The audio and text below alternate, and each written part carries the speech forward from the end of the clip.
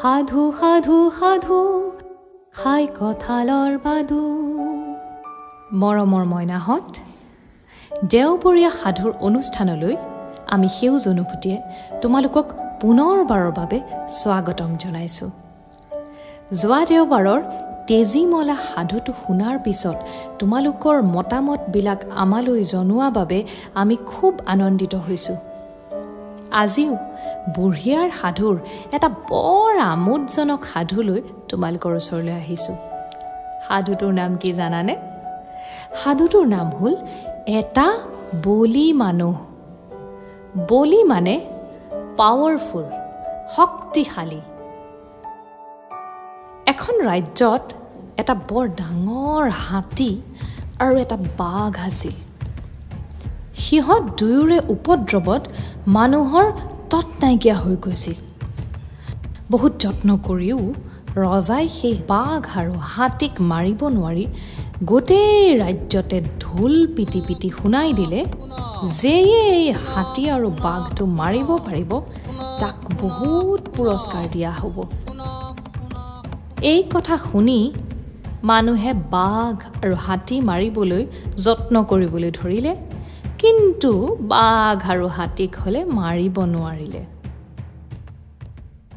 দৈৱক্ৰমে এদিন এটা মানুহে মনৰ দুখত বিষ খাই মৰোগৈ বুলি কিছুমান পিঠাগুড়িৰ লগত বিষ সানি লৈ সেই ৰাজ্যৰ ফালে যাওঁতে এজোপা গছৰ তলত সেই টোপোলাটোত থৈ ওচৰৰে নৈ এখনত পানী খাবলৈ গৈছিল।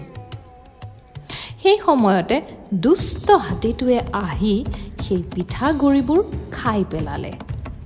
যেতিয়াই বিষ সনা পিঠাগুড়িবোৰ খালে তেতিয়াই গাত বিষ লাগি হাতীটো মৰি থাকিল।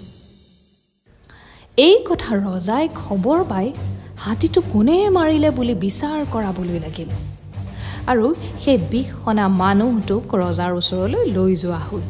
সি কেনেকৈ হাতীটো মাৰিলে বুলি ৰজাই তাক সুধিলত সি ক'লে, মই হাতীটোক একে ভুকুৱে মাৰিলোঁ।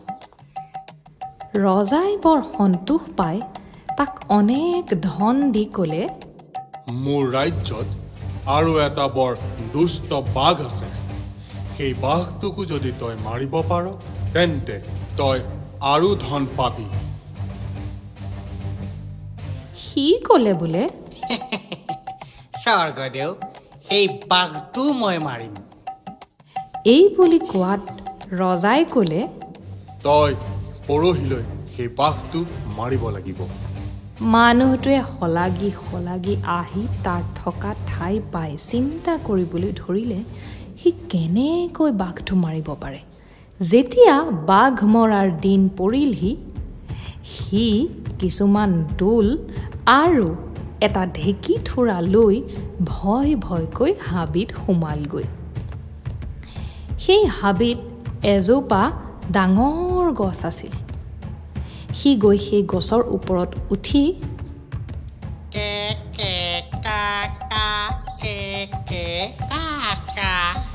বুলি মিছামিছিকৈ গান গাই আছিল আৰু চৰাইবিলাকে সেই গছজোপাৰ পাতে পাতে পৰি কোঢ়াল কৰি আছিল।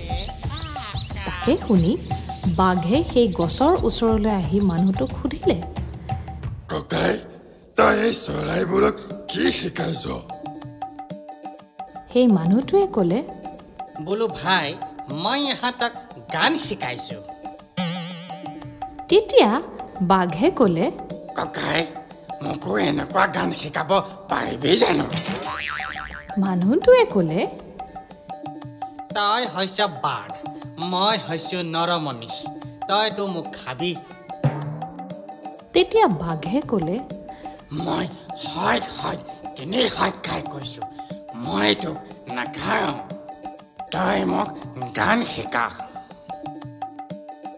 বাঘৰ কথা শুনি মানুহটোৱে গছৰ পৰা নামি আহি বাঘৰ ঠেং চাৰিখন গোটাই খুব মতে বান্ধি পেলালে আৰু ঢেঁকী থোৰাটোৰে তাক মাৰিবলৈ ধৰিলে।